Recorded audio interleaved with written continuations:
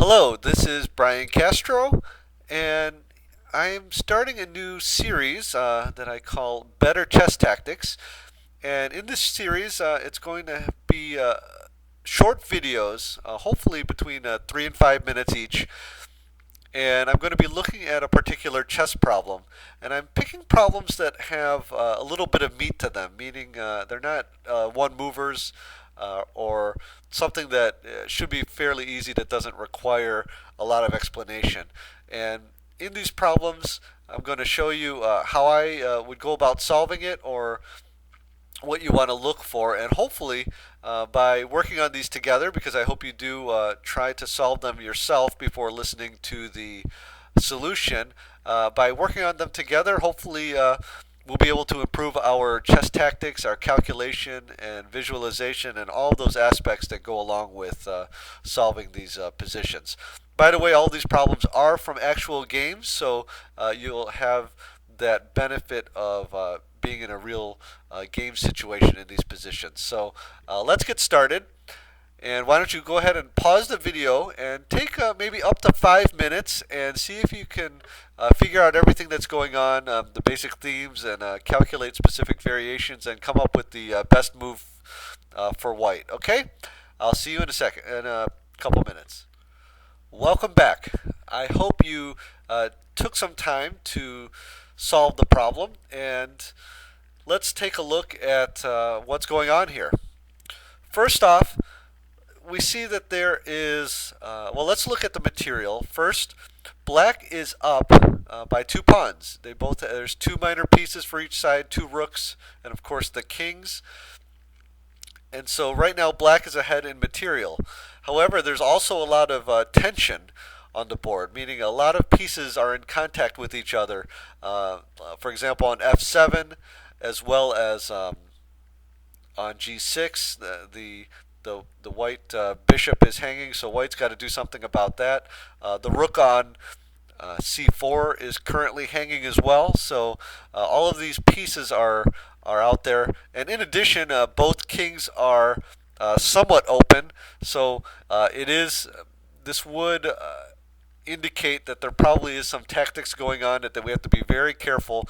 Both sides have to be very careful. But in this case, we are white, so we'll go from there. Okay, well, for white, we can see that there are a bunch of ways to check the king. And first, I always like to look at the checks, any captures, and any threats as candidates. So we have bishop to h7 check, knight to h6 check, and bishop to f7 check as candidate moves. We also have captures on f7 by both the bishop and the rook, as well as the bishop on b6 and the pawn on a7, although the pawn on a7 doesn't look like a very good option, but just listing them out right now.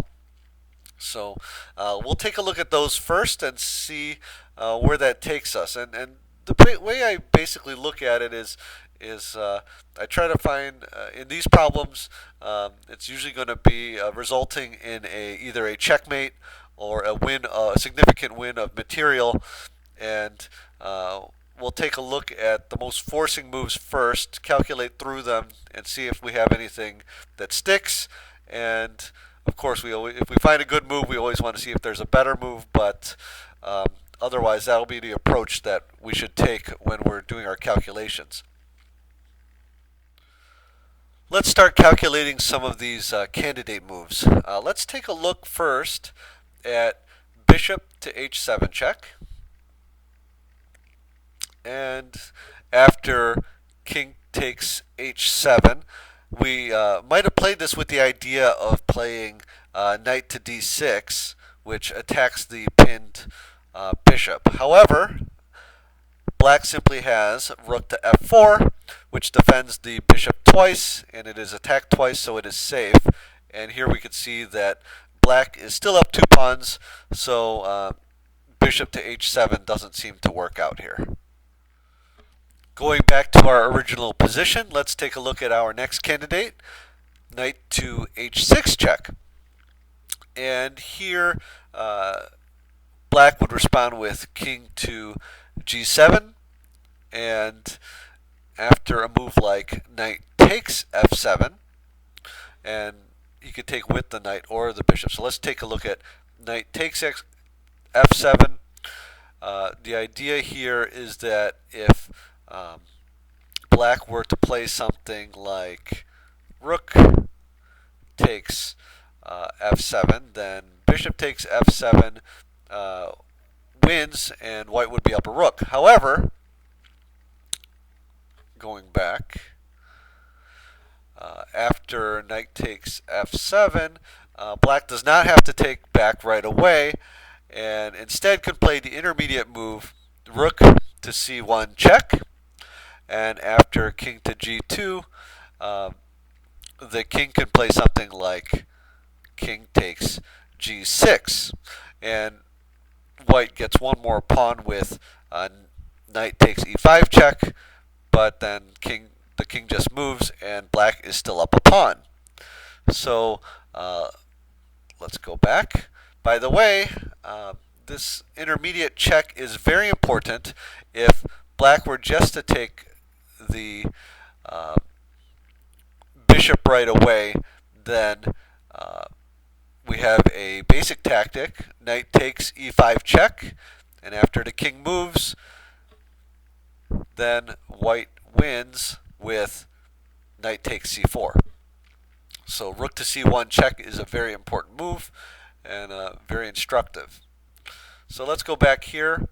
Of course, white can also take with the bishop, and we could see here that rook c1 check still is a very good move, and after king to g2 check, king takes h6 simply keeps the material balance of before the combination, so black is up 2 pawns. So knight to h6 check seems interesting and provides some difficulty, but with rook to c1 check, that intermediate move, black gets out of any trouble. So going back to the initial position, let's take a look at our next candidate, which would be bishop takes f7 check. And here, logical move would be for black to take back, since his rook on c4 and his king is attacked with a fork. And now we have an interesting idea that came up before, but now maybe in a different version. And we have knight to h6 check, which forks the king and rook. After the king moves, knight takes f7 check. And here, white is up a rook for the 2 pawns. So this looks pretty good. Let's just go back and make sure there's no tricks here. After bishop takes f7 check, really it would be a bad move for black to do anything other than capturing this. And knight to h6 check looks really good. Obviously, if rook takes f7, then king takes f7, and actually this looks pretty good as well, because we have knight to d6 check, and after the king moves, let's say to here, then the knight simply collects. So this looks very good, very good. So let's go back. So going back to our original position, it looks like bishop takes f7 check is probably our best move. One thing that I try to do in my games and when I'm solving these problems is to follow the advice of world champion Emanuel Lasker, who said, when you find a good move, look for a better move. I believe it was Emanuel Lasker who said that. If it wasn't, please let me know.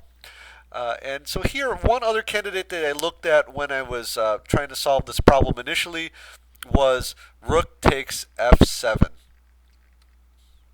And the idea here is that if um, black takes back with rook takes f7, then knight takes h6 check would be very dangerous. And then um, king to g7, bishop takes f7, uh, attacking the c4 rook. However, here black has that intermediate check, rook to c1 check, king to g2, and then king takes h6. Um, Going back, I actually found a way to improve upon this idea with a move like taking first bishop takes f7 check, forking, of course, the rook and king. So king takes f7, and then knight takes, or knight to d6 check, forking the c4 rook and the king. So this looked very attractive to me until I realized, going back here, oh, sorry, went back too far, until I realized that black can play rook to c1 check right away. And that intermediate check pretty much ruins this candidate after king to g2, rook takes f7, and now even after the fork of knight to h6 check, king to g7, knight takes f7, then king takes g6. And of course, if bishop takes f7, then king takes h6. And material here, again, black is up 2 pawns. So we can see that bishop takes f7 is probably our best move. So summing up, bishop takes f7 check, forking the rook on c4 and the king, forcing rook takes f7, and knight to h6 check is the move that hopefully you found in your when you were first solving this. After king to g7, knight takes f7, and here white has won a rook for the 2 pawns, and that should be sufficient for victory. Major themes in this position was that intermediate check, rook to c1 check, and a lot of the other variations, and all of the forks with the knight. So I hope you found this video instructive. I hope you're able to find these type of tactics in your games, and I'm looking forward to doing future videos with you. Please leave me some feedback, and I will talk to you next time. Thanks for watching.